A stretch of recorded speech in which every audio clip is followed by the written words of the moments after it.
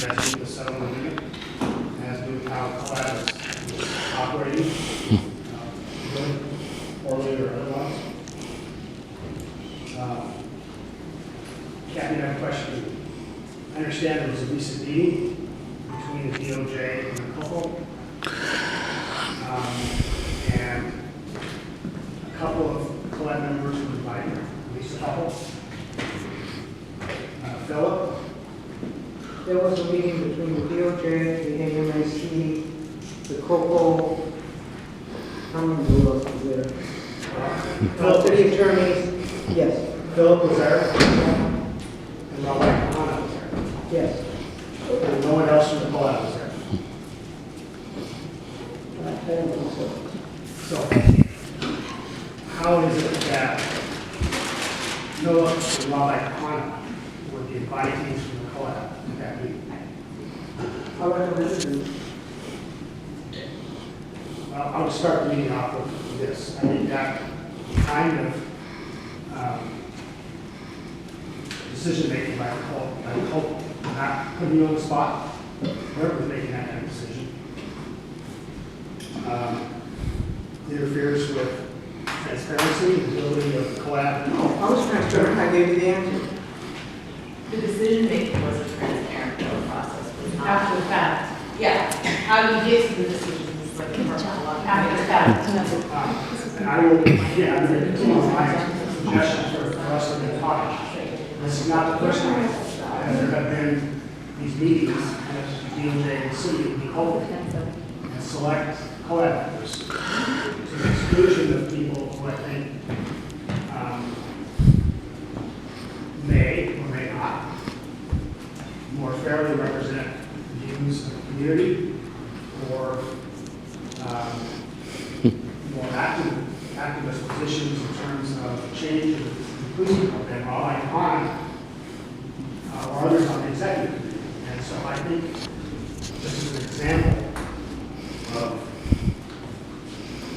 the problem with the structure. They were recommended because they're on the executive committee. I don't think well I can. Yes, he is. How many times has he attended the meetings? Whoa. I'm sorry that was too much. You want to know a little bit about the decision-making I don't have process, to, I not don't just have the to decision. defend Okay. the decision. Because there's a I will Portland answer the Business question. Alliance. I will answer your question. She's not taking a paycheck. She's just taking a paycheck. One second. Hold on, you guys. Let Tom speak. I stand corrected. Let me suggest, however, that it represents my perspective, and others, I think, the perspective that the COAB makes decisions about the voice of the COAB that is not a fair voice. And it's not being disrespectful to like Phil. I don't think it's a fair voice of the COAB community. The DOJ is asking questions about what's. That isn't what happened. You're not listening. I understand. You're But you're interrupting the meeting. If you're making assumptions about the content of the meeting and basing what you say on that, then you're. Excuse me, We're going to call the police and athletes and going over your time. We're going to have you escorted like David Lee What about the COAB state and Laura. operation? You're out of order. You're out of order. You're out of order. Let's take a break. Let's do like bologna sandwiches like Back it that. down. Just take a 5 seconds. Yeah. Okay. Thanks. We're doing all right. Hey, I apologize. constitutional. I apologize. Let me just suggest from an observational standpoint, Kathleen, one of the reasons the COAB is disfavored by the community is exactly your kind of response when we're simply trying to get information to start doing what you just did. I've been in this position.